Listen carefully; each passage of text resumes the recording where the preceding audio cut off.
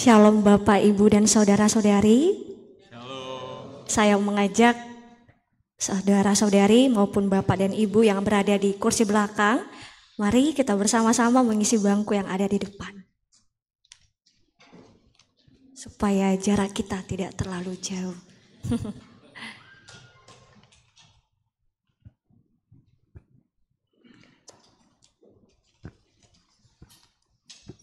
Mari mengambil saat teduh sejenak.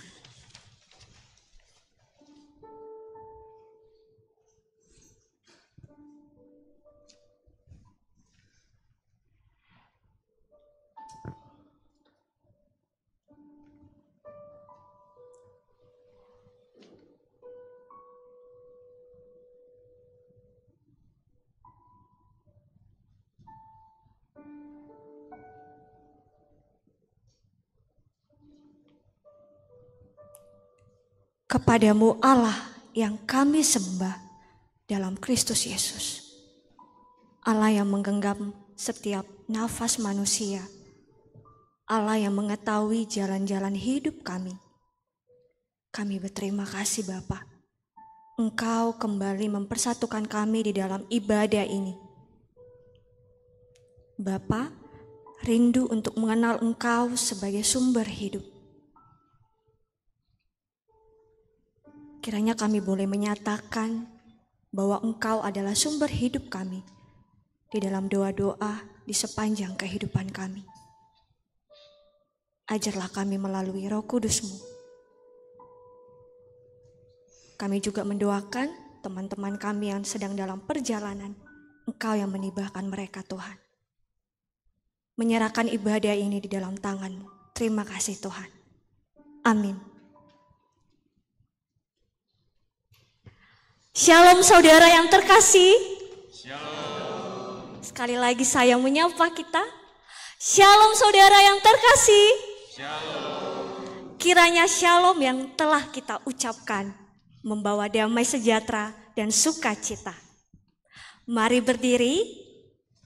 Mari memberi salam kepada saudara yang ada di kanan kirimu maupun yang belum kita kenal sambil bernyanyi.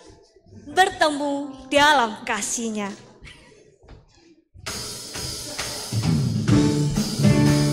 Saya mengajak kita boleh bertepuk tangan ya.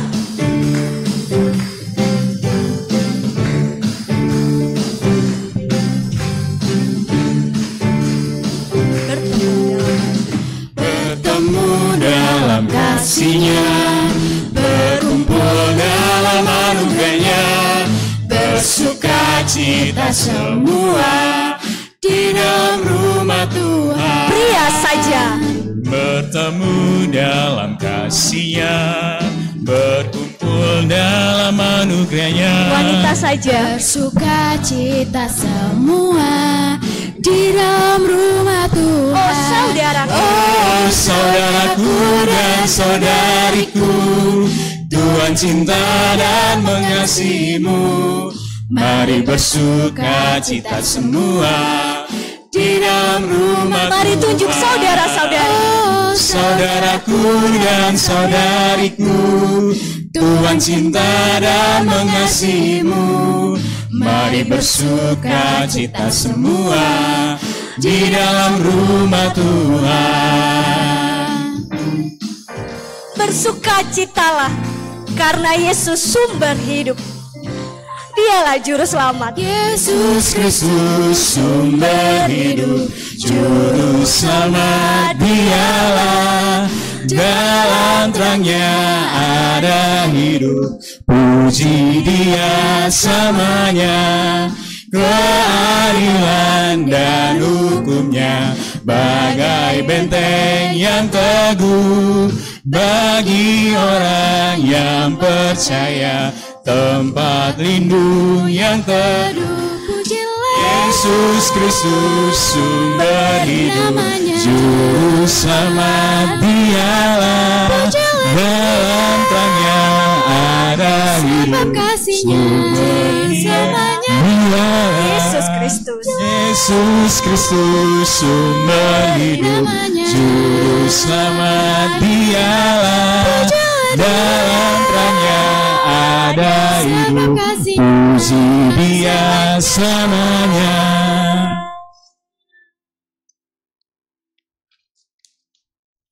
Ibadah ini berlangsung atas pertolongan Tuhan Allah, pencipta langit dan bumi, yang kasih setianya tetap untuk selama-lamanya. Amin. Jemaat dipersilakan untuk duduk kembali.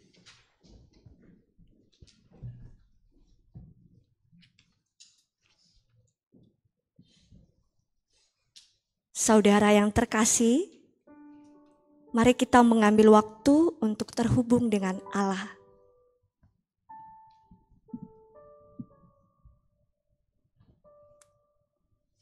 Di dalam berdoa, seringkali kita menyatakan doa yang salah. Cara kita berdoa seringkali berfokus kepada kehidupan pribadi saja. Tidak lagi melihat Allah sebagai pusat doa.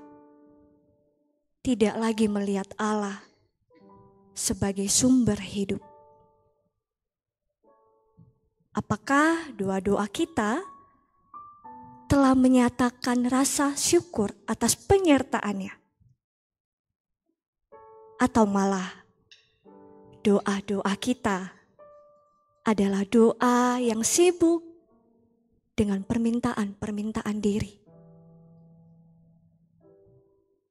Mari dengan kerendahan hati kita merenungkannya sejenak.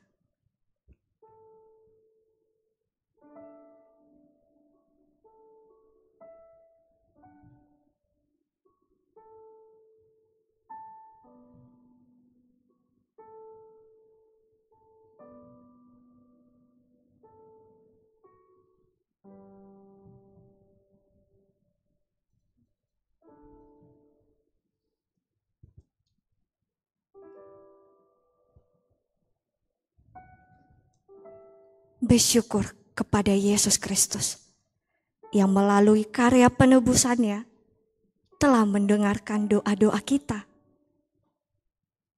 Dialah yang menjadi pengantara doa kita kepada Bapa di surga. Bersyukurlah akan karya Yesus, anaknya yang tunggal, yang tak mungkin dapat kita balas.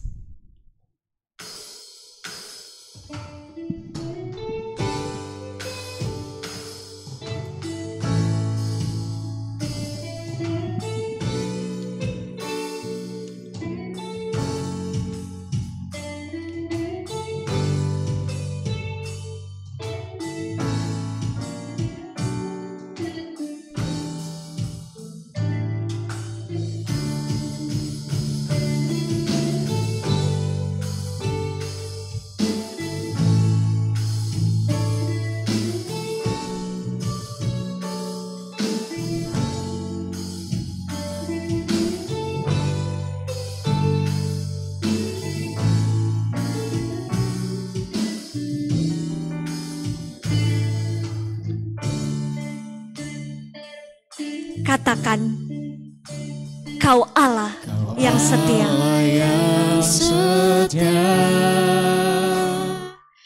Bapa yang mulia,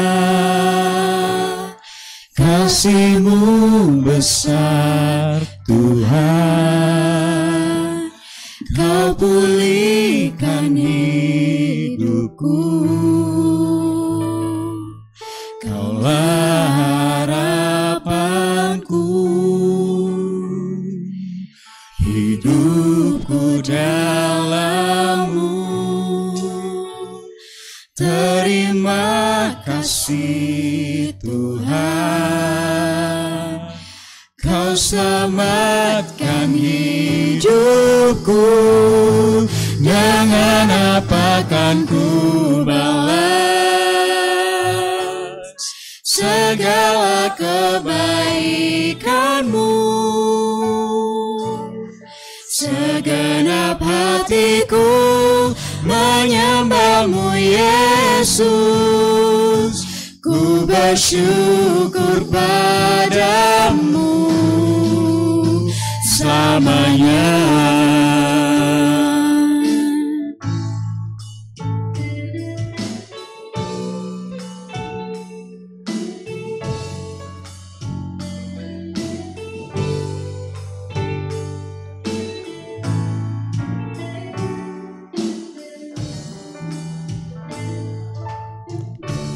Katakan, Kaulah harapanku, hidupku dalam-Mu. Terima kasih Tuhan, Kau selamatkan hidupku. Dengan apa kan ku balas segala kebaikan-Mu? Segenap hatiku menyembah-Mu Yesus. Ku bersyukur padamu. Dengan apakah ku balas? Dengan apakah ku balas segala kebaikan-Mu? Segenap hatiku menyembah-Mu Yesus. Ku bersyukur padamu selamanya.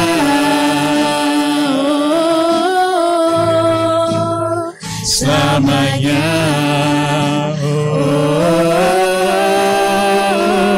Selamanya.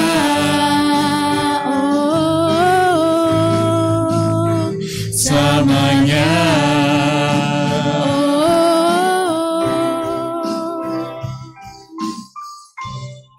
Dengan apa kan ku balas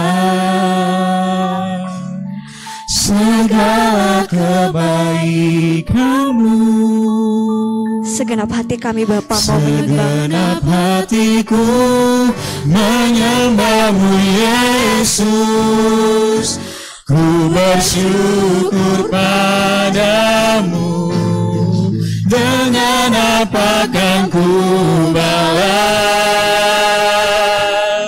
segala kebaikan-Mu? Segenap hatiku menyembah-Mu Yesus. Ku bersyukur padamu selamanya.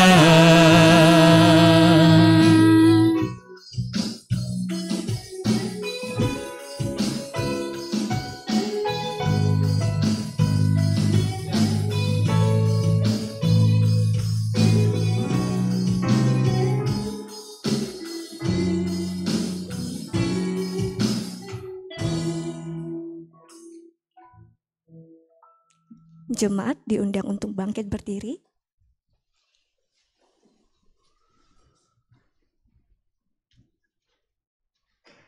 Di dalam Roma 8 ayat 26 mengajar kita, demikian juga Roh membantu kita dalam kelemahan kita. Sebab kita tidak tahu bagaimana sebenarnya harus berdoa. Tetapi Roh sendiri berdoa untuk kita kepada Allah dengan keluhan-keluhan yang tidak terucapkan. Mari datang padanya, sampaikan, kepadamu ku berdoa.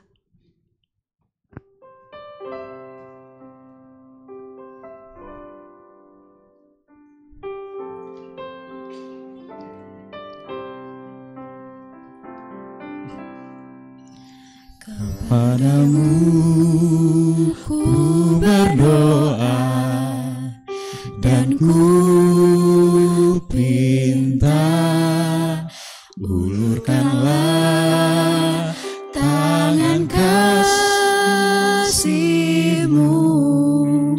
padaku, karena ku tahu Kau selalu di sisiku. Oh Tuhanku, dengarkanlah doaku kepadamu.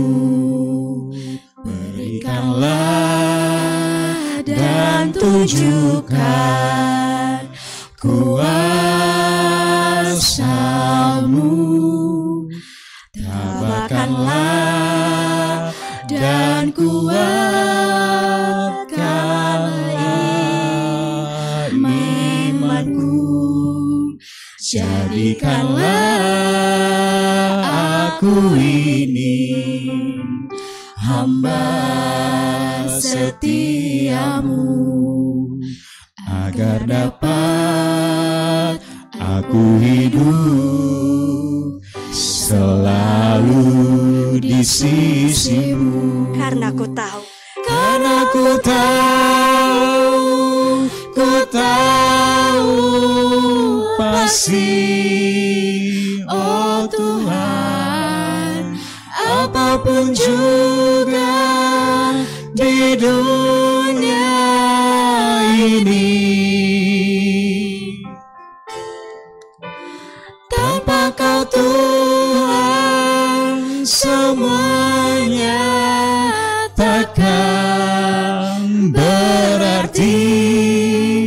Oh Tuhanku, dengarkanlah doaku kepadamu. Mari nyatakan lagu ini kembali. Berikanlah dan tunjukkan kuasa-Mu. Tabarkanlah dan kuatkanlah imanku. Jadikanlah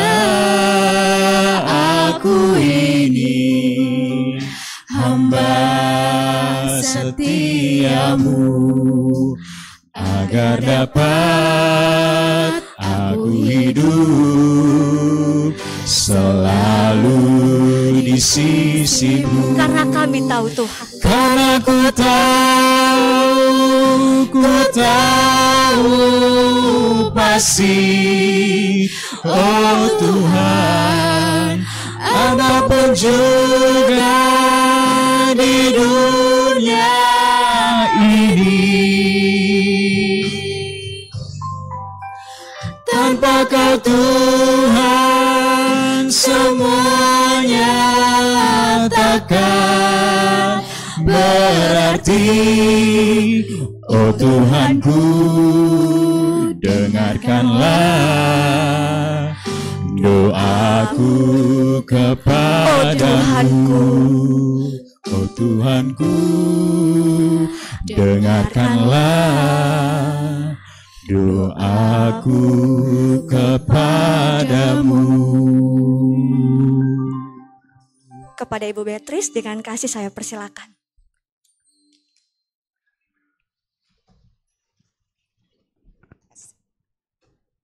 Mari kita bersatu di dalam doa.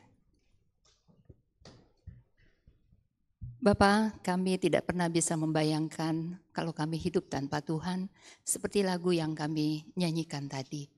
Ini mengingatkan kami betapa pentingnya kami berdoa. Tetapi kami juga menyadari betapa seringnya kami berdoa, tetapi betapa kami perlu terus-menerus berdoa. Dan itu sebabnya hari ini kami mau belajar. Bapa di surga, berbicaralah kepada kami dan tolong kami supaya kami makin mengerti bagaimana berdoa yang benar seperti yang Tuhan kehendaki. Di dalam nama Tuhan Yesus kami berdoa dan mengucap syukur. Amin. Silakan duduk.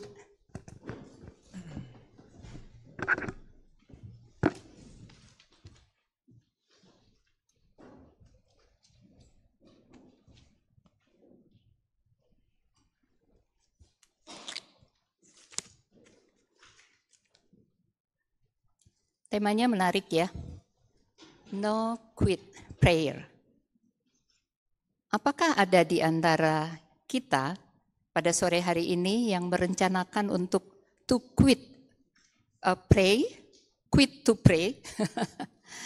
Saya berharap tidak ada ya, karena kita semua ada di sini dan kita melalui pelajaran firman Tuhan pada hari ini, kita akan semakin bertumbuh di dalam doa kita. Mari kita membaca Lukas 18 ayat 1 sampai 8. Nah, saya mau mengajak kita membacanya dengan cara yang agak berbeda.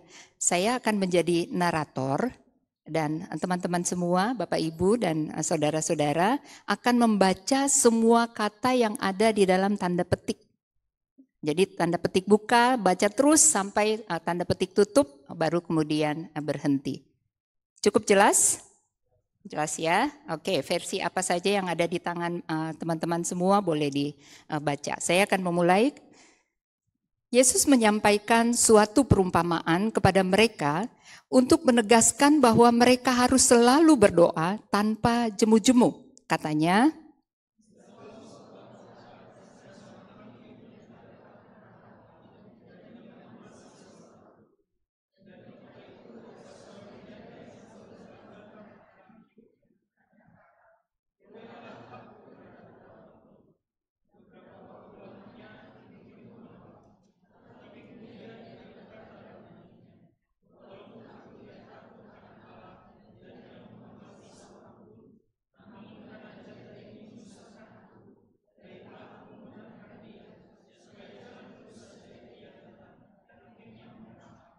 kata Tuhan,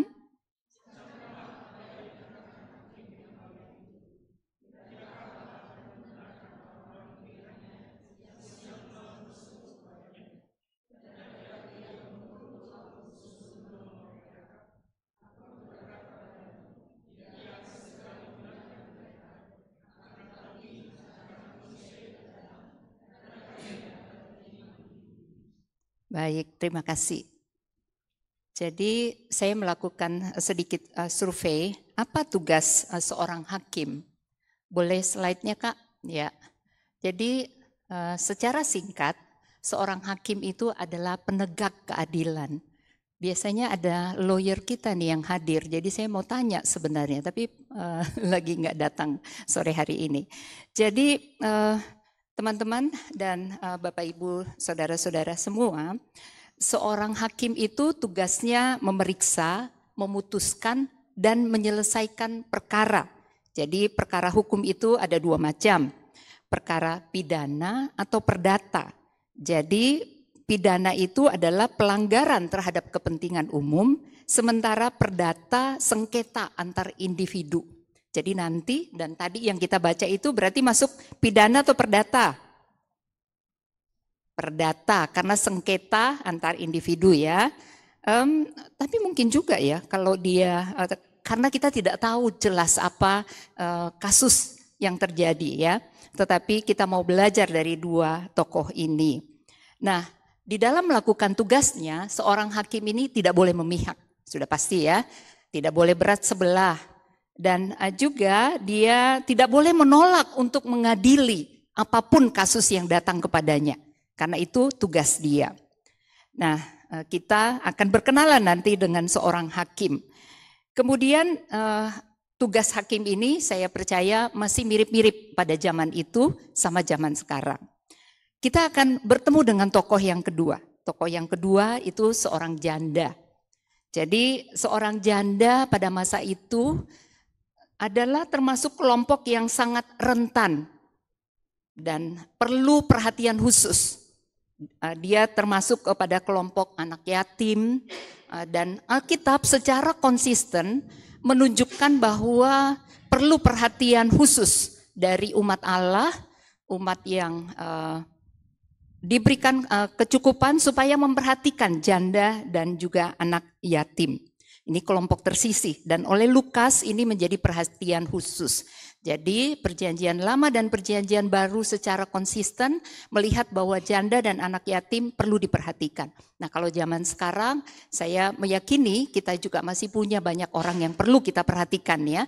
Jadi nanti kita akan melihat bersama-sama betapa menariknya perumpamaan ini. Nah yang lebih menarik lagi teman-teman, karena Tuhan Yesus memakai relasi antara hakim yang tidak adil ini dengan seorang janda. Boleh slide berikutnya. Nah, sebelum kita belajar tentang perumpamaan, ada sedikit pengantar supaya kita nanti belajar ketika bertemu dengan perumpamaan bagaimana mempelajarinya. Nah, Tuhan Yesus memakai perumpamaan sebagai sarana untuk mengajar. Dan paling tidak nih, menurut para ahli 40-60 perumpamaan di dalam Alkitab yang dipakai oleh Tuhan Yesus. Jadi rugi banget ya kalau murid-murid Kristus tidak tahu bagaimana mempelajari perumpamaan. Nah, untuk itu hari ini kita akan belajar. Mari kita melihat bahwa perumpamaan itu perlu kita agak perlebar sedikit pembacaan kita ke atas dan juga perlu ke bawah. Pertanyaan pertama, kapan dan di mana? Kuncinya ada di Lukas 17 ayat 11. Memang kita membaca 18 ayat 1 sampai 8 tadi ya. Tetapi kita perlu melihat ini di mana ini dan kapan peristiwa ini terjadi. Yaitu Lukas 17 ayat 11, di sana dikatakan Tuhan Yesus sedang dalam perjalanan menuju ke Yerusalem, ya, tolong lihat di Alkitabnya masing-masing. Jadi Tuhan Yesus sedang dalam perjalanan menuntaskan misi keselamatan yang akan dilakukannya. Dan di dalam perjalanan itu ada interaksi dengan orang-orang lain. Yang kedua, kita perlu tahu siapa nih pendengarnya. Coba lihat di Lukas 17 ayat 22. Siapakah pendengar perumpamaan ini ketika diceritakan? Murid-murid, ya. Jadi murid-murid, tidak sembarang orang, bukan orang banyak, tetapi murid-murid. Ia sedang mempersiapkan murid-muridnya untuk meneruskan karyanya. Karena sebentar lagi Kristus akan menyelesaikan karyanya dan dia akan meninggalkan mereka. Untuk itu murid-murid diminta untuk melakukan sesuatu sesuai dengan pesan di dalam perumpamaan ini. Tujuan perumpamaan, nah sekarang kita lihat baru kita masuk di perumpamaannya, 18 ayat 1. Tujuannya apa? Untuk menegaskan bahwa murid-muridnya harus selalu berdoa tanpa jemu-jemu. Nah sekarang kita sudah menjawab pertanyaan-pertanyaan basic di dalam mengerti perumpamaan. Dan sekarang kita melihat kita ini adalah murid-murid Kristus. Jadi ini juga sangat relevan dengan kita. Kita murid Kristus masa kini. Dan satu hal lagi, kalau kita nanti punya waktu yang cukup banyak, teman-teman bisa baca 17:23 sampai ke bawah. Maka di situ diceritakan Tuhan Yesus sedang menceritakan bahwa dia akan datang kembali. Dan untuk itu apa yang harus dilakukan oleh murid-muridnya dan juga apa yang harus diperhatikan. Nah, bukankah ini juga konteksnya sama dengan kita? Kita sedang menantikan kedatangan Kristus yang kedua. Bisa dalam bentuk kita dipanggil secara pribadi untuk menghadap dia langsung, atau Kristus datang menjemput kita semua. Jadi kita tidak tahu karena yang punya waktu adalah Tuhan. Tetapi yang mau saya katakan bahwa perumpamaan ini sangat relevan bagi kita. Karena kita semua adalah murid-murid Kristus dan kita sedang menunggu kedatangan Kristus yang kedua. Nah sekarang mari kita perhatikan perumpamaan ini. Ada dua karakter di dalam perumpamaan ini, teman-teman. Jadi Hakim, hai kakakku, dari jauh, selamat datang. Jadi Hakim ini memiliki otoritas yang tertinggi dalam hal relasi di antara kedua orang ini. Dan yang karakter yang kedua yaitu janda. Dia adalah seorang yang tidak berdaya. Nah, slide berikutnya akan menolong kita melihat cerita ini lebih detail. Mari kita perhatikan. Silakan Kak. Yang pertama, mari kita melihat ada perilaku yang kontras. Ayat 2 sampai dengan ayat yang ke-7. Tuhan Yesus menceritakan langsung, kita langsung diberitahu ya, karakter hakim yang tidak adil ini apa? Dia tidak takut akan Allah, tidak menghormati siapapun. Lihat di dalam bacaannya ya. Kemudian dia mengulur-ngulur waktu untuk tuntutan yang harusnya dia selesaikan. Mengapa? Ada yang berpikir ya mungkin dia sedang menunggu uang pelicin kali ya supaya bisa cepat selesai. seperti yang biasa kita lihat di dalam kehidupan peradilan di negara kita, dia mengulur-ngulur waktu untuk menjawab tuntutan. Dan juga dia menjawab bukan karena apa-apa, tetapi dia menjawab karena tidak mau susah dan tidak mudah. Dan juga karena dia mudah lelah. Begitu ya, dia bilang, aku lelah nih, didatengin terus. Mungkin juga sudah sampai teriak-teriak, sampai dia dalam hatinya sendiri, hatinya mulai terusik, barulah kemudian dia mengambil keputusan yang seharusnya dimiliki oleh janda ini. Nah, berarti hakim ini tidak bisa kita katakan menggambarkan tentang Allah, karena dia adalah hakim yang tidak adil. Nah, itu sebabnya teks ini mau mengajarkan kepada kita bahwa hakim ini sangat kontras dengan karakter Allah. Karakter Allah, Allah yang adil. Nah, kita bisa bergerak sedikit melihat bagian Alkitab yang lain. Saya catat di situ, nanti teman-teman bisa mencatatnya. Tetapi saya mau menjelaskan saja beberapa hal. Jadi tadi yang pertama, dia tidak takut akan Allah, hakim itu. Tetapi kalau Allah adalah otoritas tertinggi yang mulia. Nah, nanti bisa baca di Wahyu pasal 4 ayat 1 sampai 11. Kemudian kontras dengan hakim yang tidak menghormati seorang pun, Allah sangat peduli dan memperhatikan ciptaannya. Ketika umat Israel di dalam tekanan yang berat di Mesir, mereka berseru-seru kepada Allah dan Allah menjawab mereka. Mazmur 103 juga menggambarkan Allah sebagai Bapa yang baik bagi kita semua. Kemudian dia tidak mengulur-ngulur waktu. Dia segera memberi keadilan kepada orang pilihannya yang siang malam berseru. Allah tidak mengulur-ngulur waktu karena Allah tidak bisa disogok oleh siapapun dan oleh apapun. Kemudian Allah adalah kekal, pencipta dan tidak pernah lelah. Nah, saya ingin kita melihat Yesaya 40 ayat 25 sampai 29. Supaya kita menghayati dan makin mengenal Allah yang kepadanya kita berseru. Sangat berbeda dan kontras dengan hakim yang tidak adil ini. Saya akan membacakan ayat 25. Atau kita bergantian ya, saya baca ayat 25 dan jemaat membaca ayat 26 sampai ayat 29. Dan perhatikan dengan seksama perbedaan antara hakim ini dengan Allah kita. Saya baca 25. Dengan siapa hendak kamu samakan aku, seakan-akan aku setara dengannya, firman yang Maha Kudus.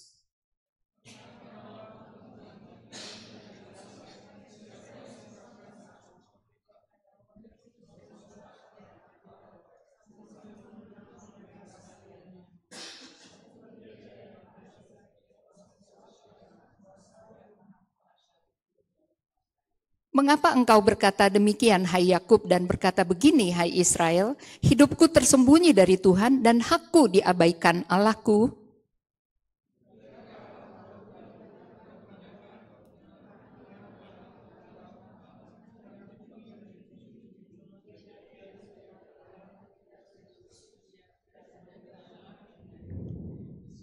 Dia memberi kekuatan kepada yang lelah dan menambah semangat kepada yang tiada berdaya.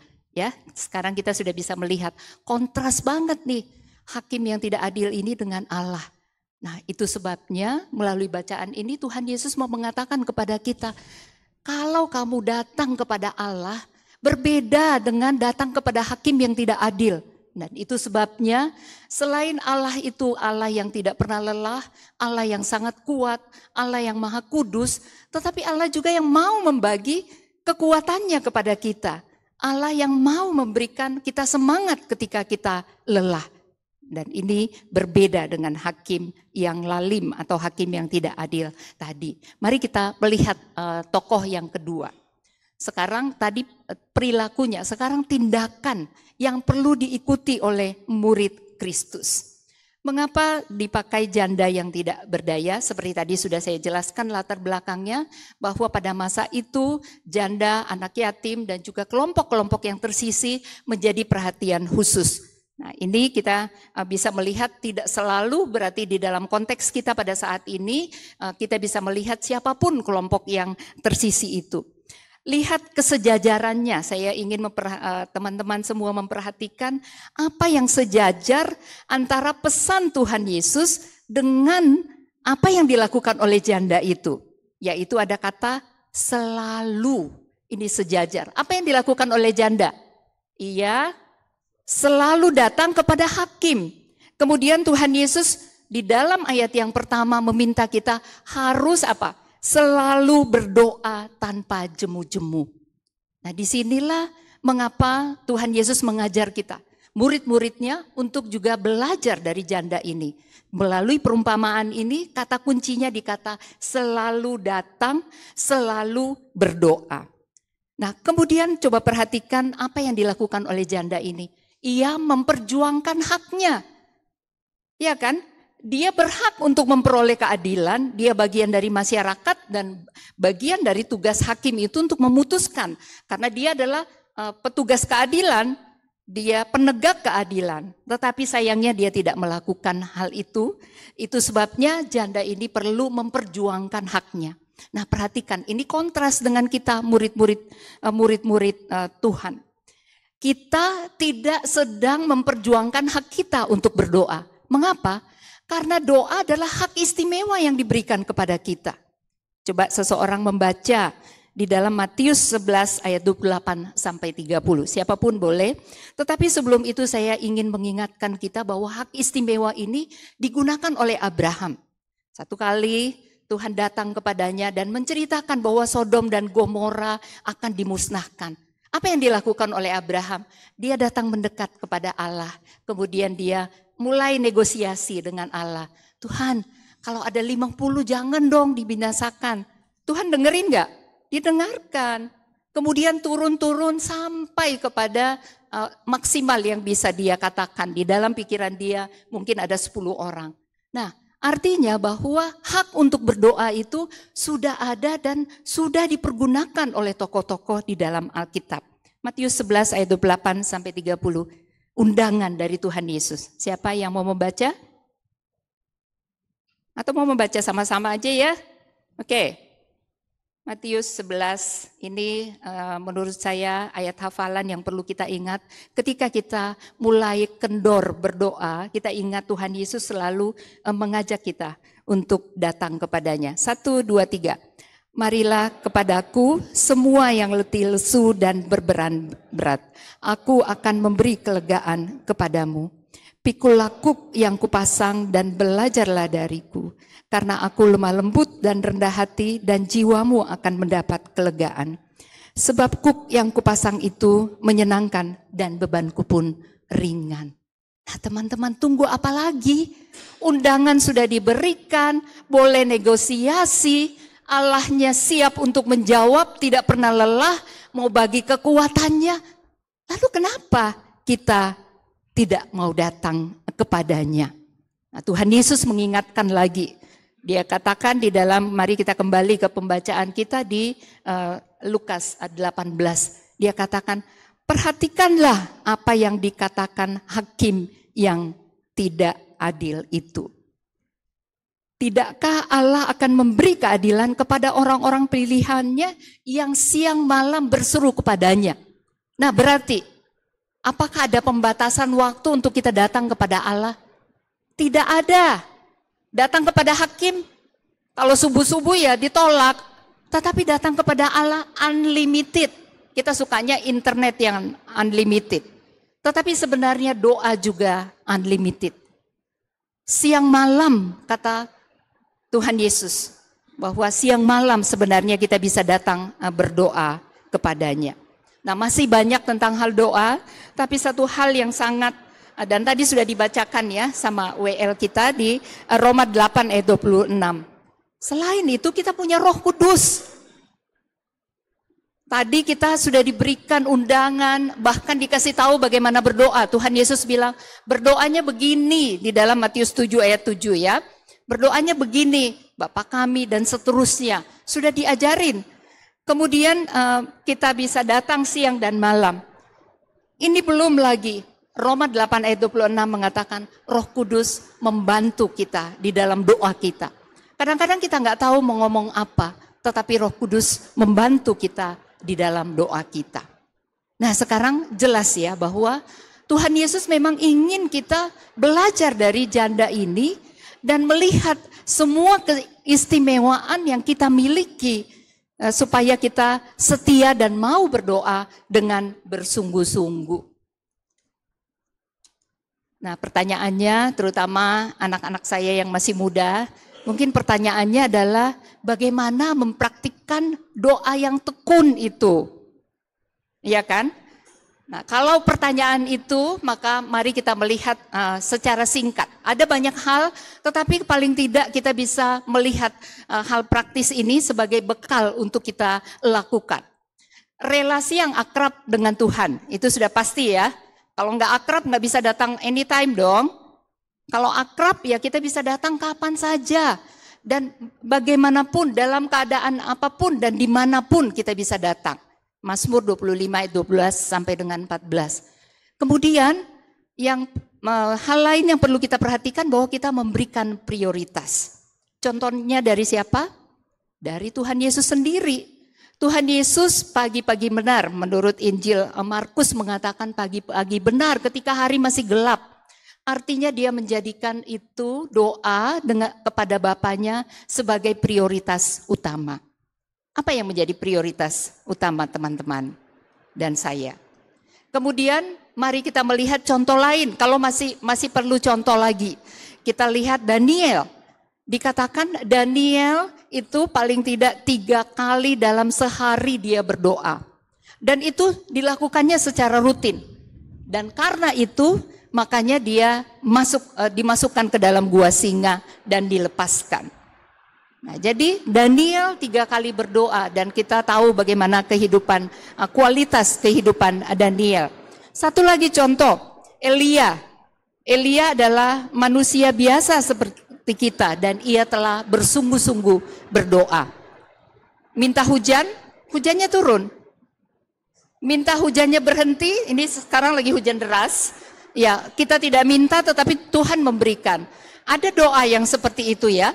Jadi ada doa yang kita perlu bertekun meminta kepada Tuhan. Ada doa yang Tuhan berikan bahkan kita baru inginkan di dalam hati, Tuhan sudah menjawab. Karena Tuhan tahu kita memerlukan. Tetapi ada doa yang perlu kita bekerja lebih keras, ada bagian kita.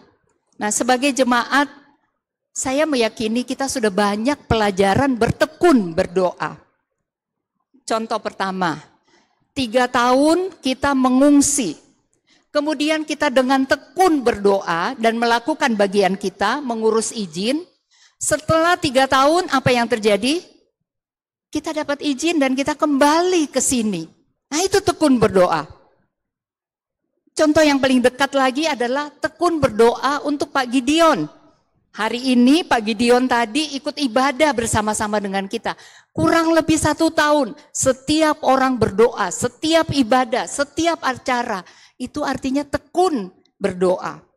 Nah, itu pelajaran kelompok. Kalau orang pelajaran kelompoknya A, biasanya nilai personalnya bisa A juga nggak, Bu? Bisa ya. Nah, sekarang pelajaran kelompok kita udah banyak sebagai kelompok. Sekarang kita perlu mempraktekannya sebagai pribadi.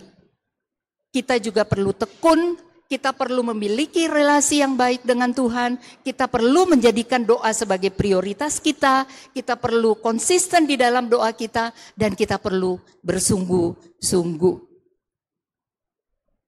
Menarik sekali karena di ayat 8, mari kita kembali ke teks kita. Mengapa Tuhan Yesus menutup perumpamaan ini dengan ayat 8? Aku berkata kepadamu, ia akan segera memberi keadilan kepada mereka. Maksudnya Allah. Tetapi ketika anak manusia itu datang, apakah ia akan mendapati iman di bumi? Nah, dari bagian ini kita mengerti bahwa tadi konteksnya kan, konteksnya Tuhan Yesus sedang memperingatkan kepada murid-muridnya, satu saat saya akan datang kembali. Begitu ya, tetapi harus bersiap-siap.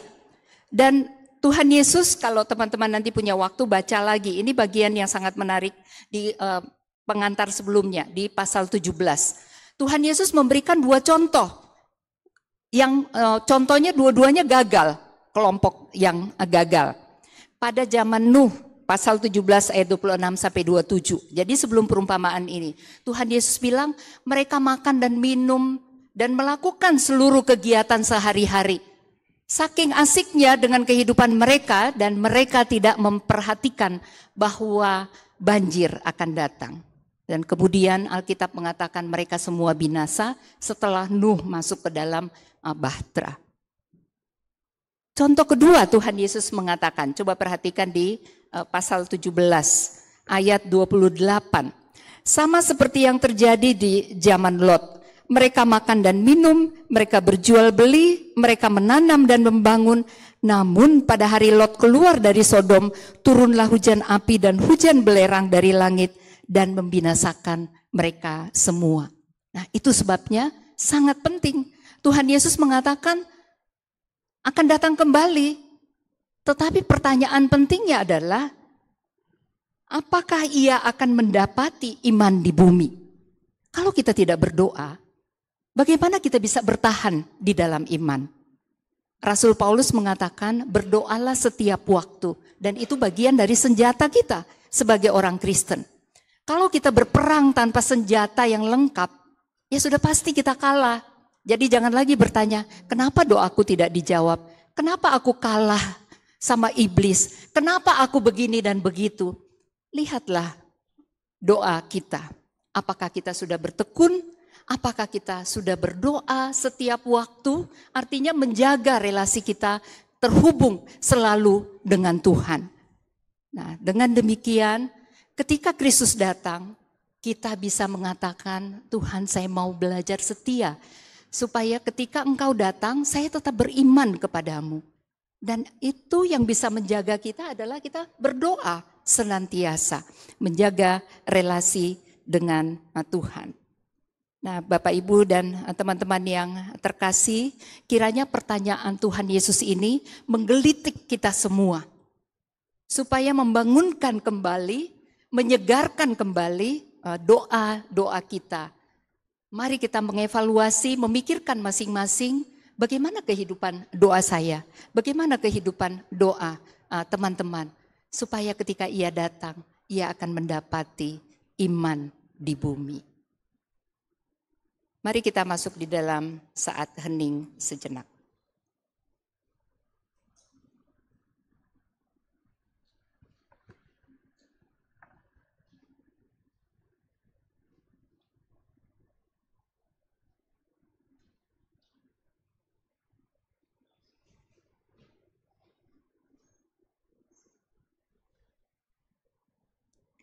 Kita akan menaikkan doa syafaat kita. Bapa kami yang ada di dalam surga, kami menerima undangan yang Engkau sampaikan melalui anak-Mu Tuhan Yesus Kristus, bahwa kami boleh datang membawa beban-beban kami kepadamu. Dan kami bersyukur karena Engkau adalah Bapa yang tidak pernah lelah mendengarkan doa-doa kami, baik doa-doa dari seorang yang baru belajar berdoa, maupun kami yang sudah lama menjadi Kristen dan sering berdoa kepadamu. Terima kasih ya Bapa karena Engkau bersabar dan mengerti isi doa-doa kami yang sangat terbatas. Terima kasih ya Roh Kudus karena Engkau menolong kami di dalam doa-doa kami. Dan pada hari ini kami mau bersatu hati berdoa untuk kesehatan Pak Gideon.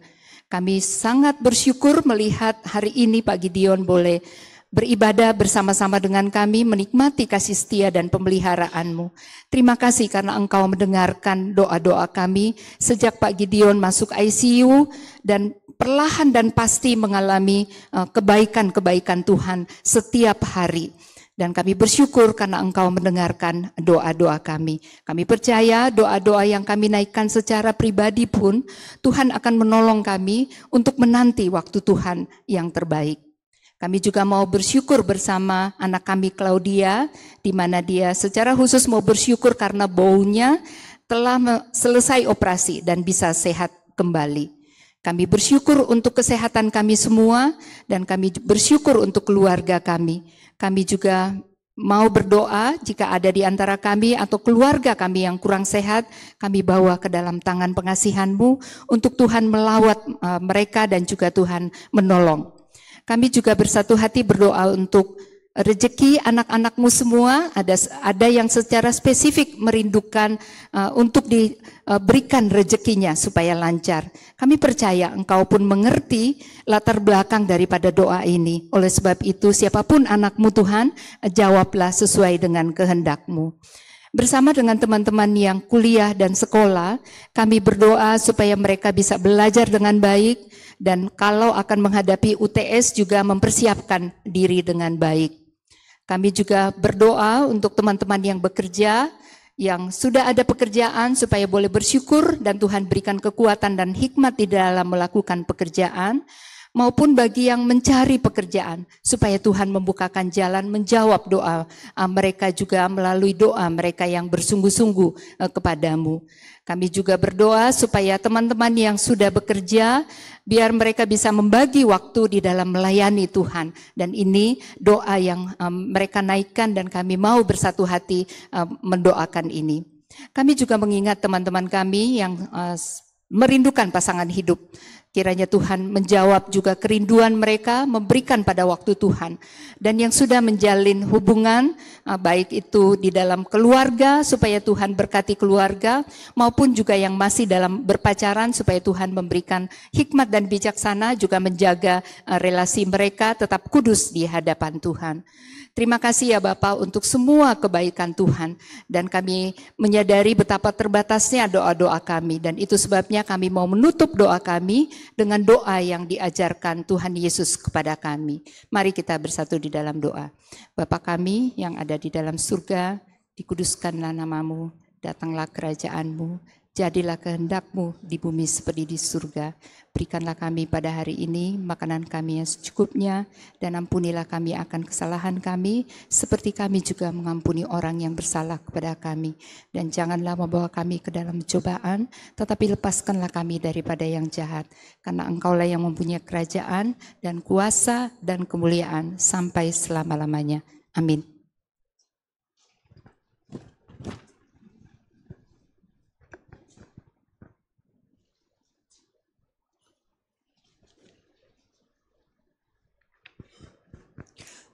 Jemaat diundang untuk bangkit berdiri.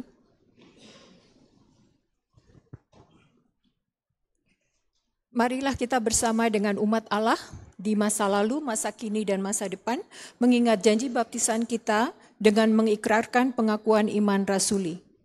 Aku percaya kepada Allah, Bapa yang Maha Kuasa, Khalik langit dan bumi, dan kepada Yesus Kristus, anaknya yang tunggal Tuhan kita, yang dikandung daripada Roh Kudus, lahir dari anak darah Maria, yang menderita sengsara di bawah pemerintahan Pontius Pilatus, disalibkan, mati dan dikuburkan, turun ke dalam kerajaan maut.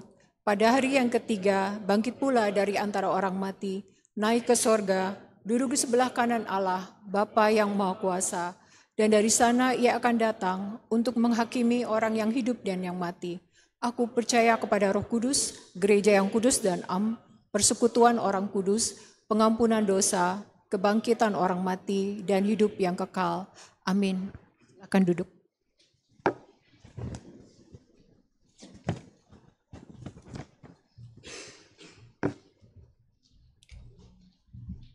Saat ini kita juga diberikan kesempatan untuk mengungkapkan rasa syukur kita dengan memberikan persembahan. Dengan mengingat firman Tuhan di dalam Filipi 4 ayat 6, janganlah khawatir tentang apapun juga, tetapi nyatakanlah dalam segala hal keinginanmu kepada Allah dalam doa dan permohonan dengan ucapan syukur. Persembahan bisa diberikan pada saat diedarkan melalui kantong persembahan maupun dapat ditransfer ataupun melalui kris di belakang kursi Bapak Ibu sekalian. Sambil kantong persembahan diedarkan, mari kita bersama-sama menyanyikan persembahan pujian.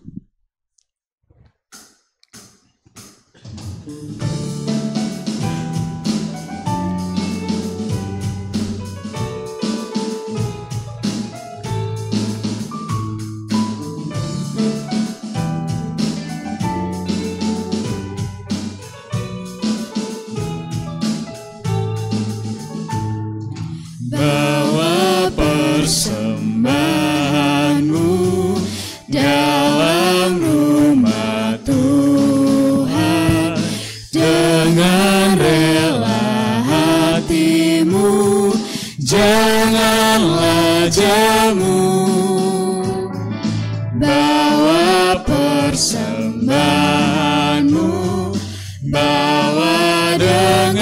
suka bawa persembahanmu, tanda sukacitamu, bawa persembahanmu, ucaplah syukur.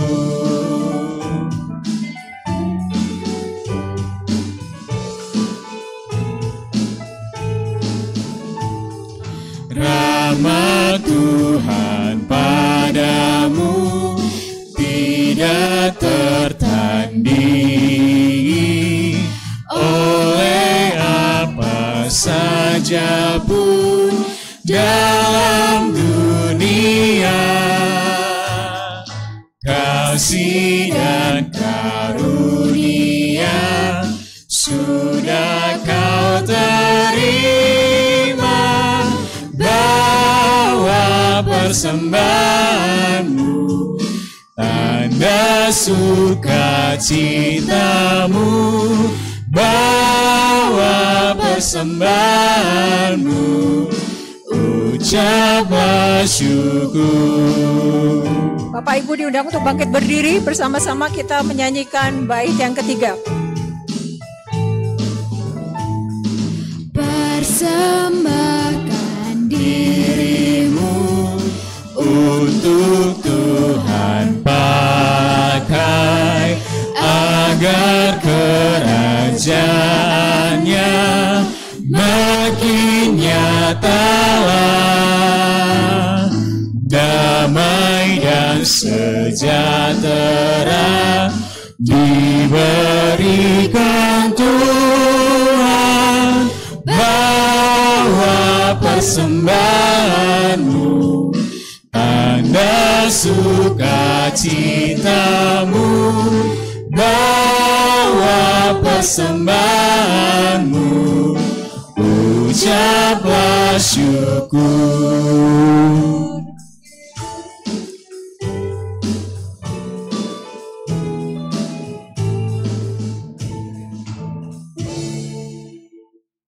Mari kita bawa persembahan kita di dalam doa. Ya Tuhan, kami datang ke hadapan-Mu dengan penuh syukur dan sukacita. Kami persembahkan diri kami, waktu kami, dan segala yang kami miliki kepadamu. Semoga persembahan kami ini dapat membawa berkat bagi kami dan bagi orang lain. Terima kasih Tuhan, di dalam nama Tuhan Yesus kami berdoa. Amin.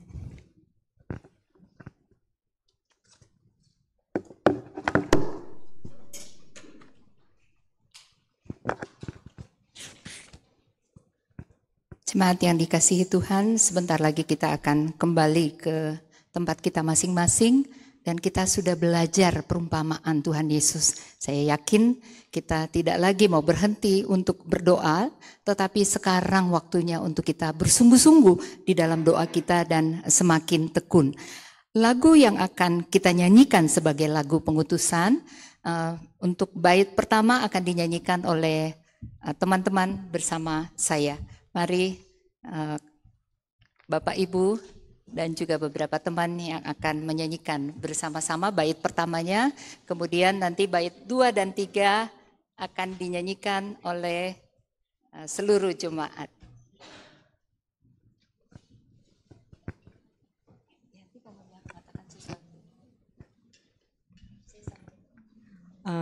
Baik teman-teman boleh duduk dulu. Nanti kalau bait 2 baru berdiri ya.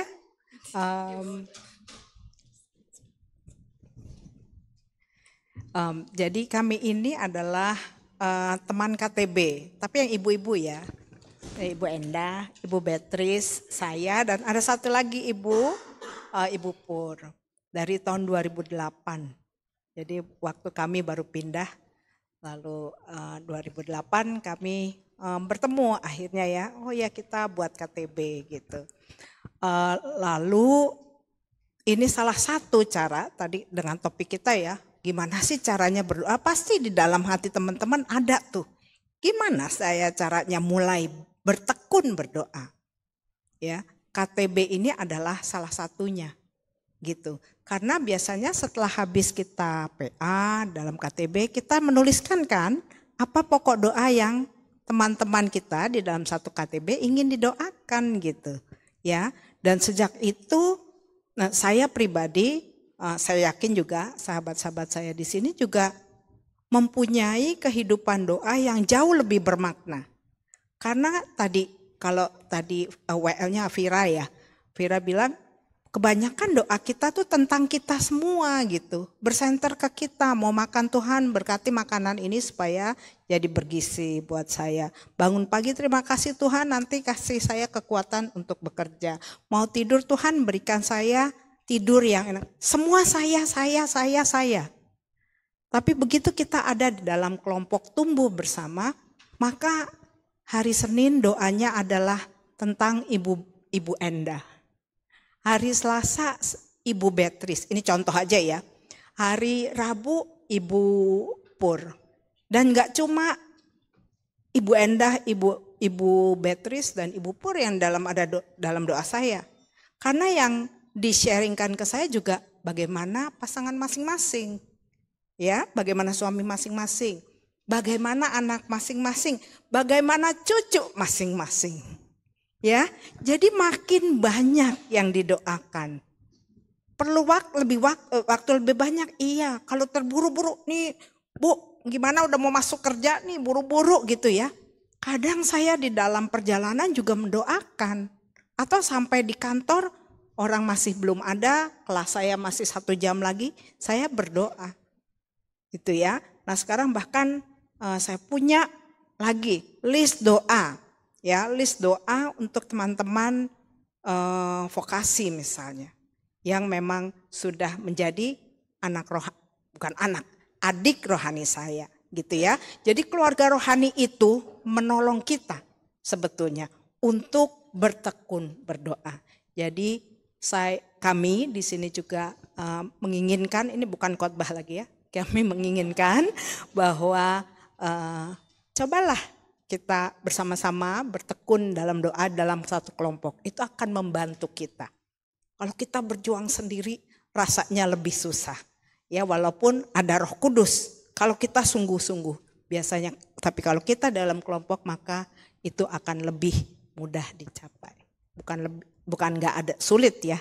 Tapi lebih bisa dicapai.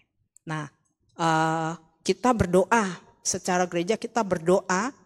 Kami berdoa dalam KTB untuk kepulihan Pak Git. Dan Tuhan menjawab kami dalam waktu 10 bulan. 2 bulan lagi itu adalah waktu tanggal 2 Desember Pak Git terkena serangan stroke.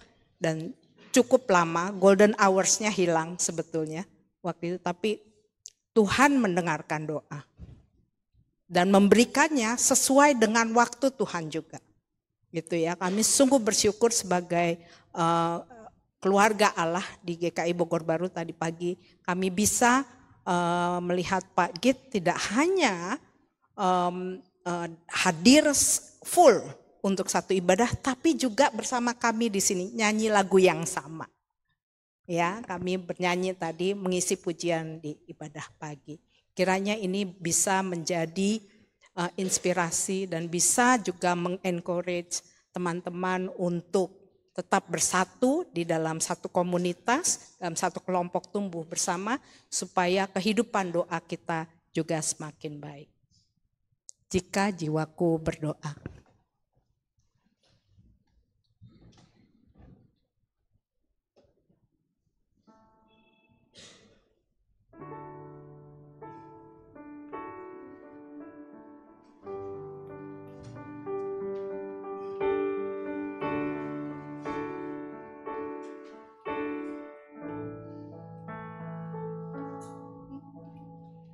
Jika jiwaku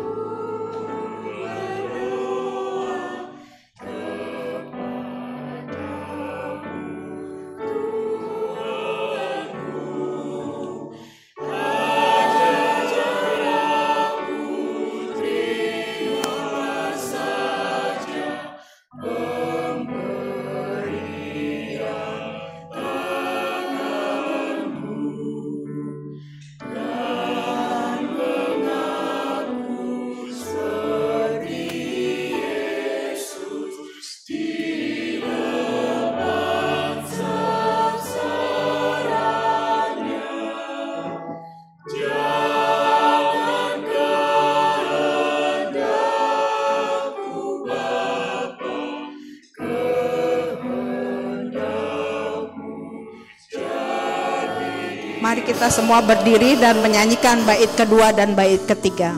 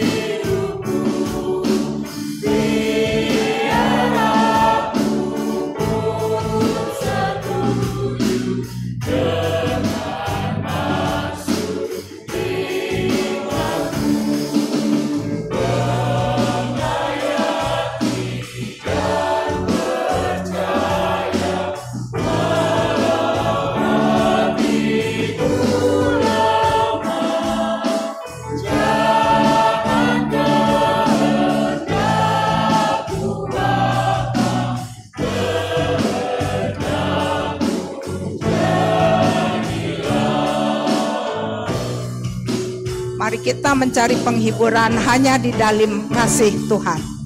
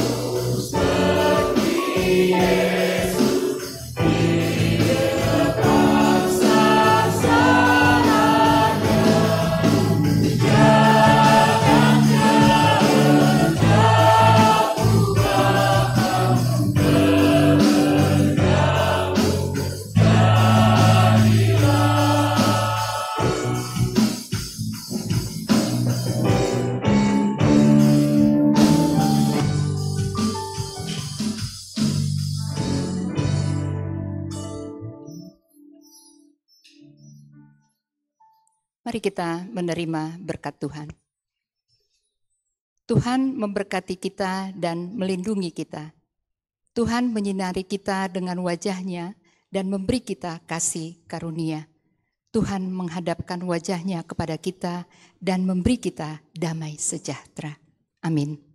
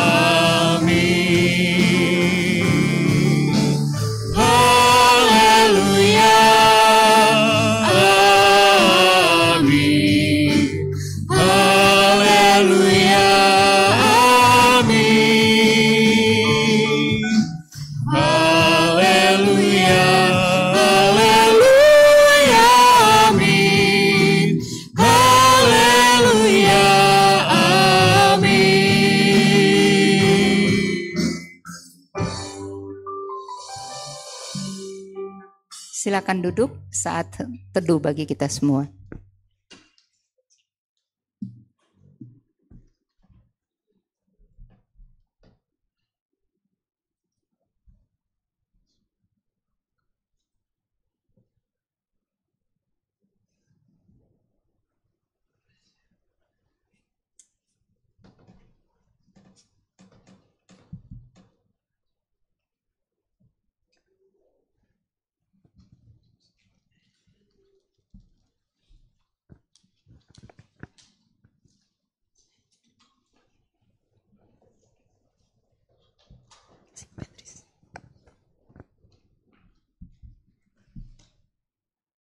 Shalom teman-teman. Oke, selamat hari Minggu untuk teman-teman sekalian. Terima kasih kepada Bu Beatrice atas firman-Nya dan juga teman-teman yang melayani pada hari ini sebagai pemusik dan juga sebagai operator. Terima kasih banyak sudah semangat dalam melayani Kristus pada hari ini, dan juga kepada jemaat yang juga sudah bersedia untuk menyumbangkan konsumsi kepada keluarga Bu Endah. Kami ucapkan terima kasih. Oke, dan juga jemaat-jemaat yang telah berpartisipasi untuk memuliakan Tuhan pada hari ini. Oke, teman-teman, sebelum kita lanjut untuk ngobrol-ngobrol dan juga menikmati konsumsi, ada penekanan warta pada hari ini. Next. Oke, ini adalah bagian dari bulan keluarga tahun ini. Jadi pada Sabtu 20 Oktober 2025 ini bakal ada talk show. Temanya keluarga yang teguh di hadirat Allah, yang akan dibawakan oleh Pendeta Erik Ek dari GKP Cakung. Nah, kegiatan ini akan dimulai pada pukul 4 sore di Aula GKI Bogor Baru. Dan setelah ini akan diakhiri dengan acara kumpul-kumpul ngobrol-ngobrol beserta makan bersama. Nah, teman-teman yang tertarik untuk hadir pada acara ini silahkan menghadiri ya. Di hari Sabtu 25 Oktober, karena nggak ada teman-teman, nggak rame. Oke deh, lanjut. Nah, ini pengumuman sekali lagi, pada Sabtu 1 November 2025 ini akan ada penutupan bulan keluarga. Dilaksanakannya ini di Taman Belakang GKI Bogor Baru. Nah, acaranya ini berupa garden party. Jadi jemaat-jemaat silahkan untuk mungkin mengundang teman-temannya atau mungkin keluarganya, bisa sama-sama kita merayakan penutupan bulan keluarga. Ditunggu kehadirannya ya teman-teman. Oke. Next. Selamat hari Minggu ya teman-teman. Happy Sunday everyone.